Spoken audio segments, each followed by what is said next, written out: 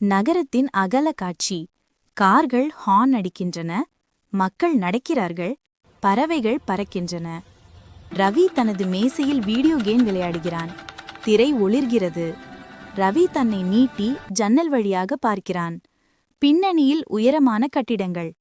ரவியின் முகத்தின் நெருக்கமான காட்சி, கனமான கண்கள். ஆஹா, பசுமையான வயல்களையும் உயிரோடு இருக்கும் மிருகங்களையும் ஒருமுறை காண முடியுமா? ரவி, இந்த கோடை விடுமுறையில் நாம் உன் மாமாவின் கிராமத்துக்கு போகிறோம். கிராமமா? வாவ், ரொம்ப சுவாரஸ்யமாக இருக்கும். பை அடுக்கல் காட்சி, ரயில் சத்தம். ரவி ரயில் ஜன்னலிலிருந்து கையை அசைத்து விடைபெறுகிறான். ரயில் நகரத்திலிருந்து பசுமையான கிராமத்துக்கு செல்லும் காட்சி. சாம்பல் நிறம் பச்சையாக மாறுகிறது. பசுமையான மரங்கள், விளையாடும் குழந்தைகள், பசுக்கள் மேய்கின்றன. நடுத்தர காட்சி. ரவி காரில் இறங்கி ஆச்சரியமாக சுற்றி பார்க்கிறான். வாவ், சத்தம் இல்ல, போக்குவரத்தே இல்ல. இது ரொம்ப அமைதியா இருக்கு. ஹே, நீங்க தானே அந்த நகர் பையனா? நான் குமார்.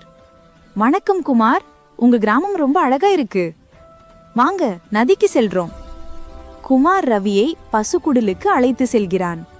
நெருக்கமான காட்சி. பசு பசலை மென்று தின்று கொள்கிறது. ரவி கொஞ்சம் பின்னால் விலகுகிறான். பயப்படாதே, அவள் நல்லவள். அவளுக்கு பெயர் கௌரி. ஓஹோ, அவளின் கையை நக்குறா. இப்போ நீயும் கிராம பையன்தான். வாவ், இங்கிருந்து முழு கிராமத்தையும் பார்க்க முடிகிறது. மற்றும் இதோ பசுமண மாம்பழங்கள். ஒரு மாம்பழத்தை ரவிக்கு தூக்கி விடுகிறான். என் நகரத்தில் நாங்கள் இதிலே விளையாடி படிப்போம். அது மாயாஜாலம் மாதிரி இருக்கு. ரவி மற்றும் குமார் கார் அருகில் நிற்கிறார்கள், முகத்தில் சோகத்துடன். குமார், நான் உன்னை மிஸ் பண்ண போகிறேன். இது என் வாழ்க்கையில் சிறந்த கோடை. நானும் உன்னை மிஸ் பண்ணுவேன் ரவி. அடுத்த முறை நான் உன் நகரத்துக்கு வர்றேன். இருவரும் கைகுலுக்கி அன்பாக அணைத்துக் கொள்கிறார்கள். கார் நகர்கிறது. குமார் ஓடிக்கொண்டு கையை அசைக்கிறான்.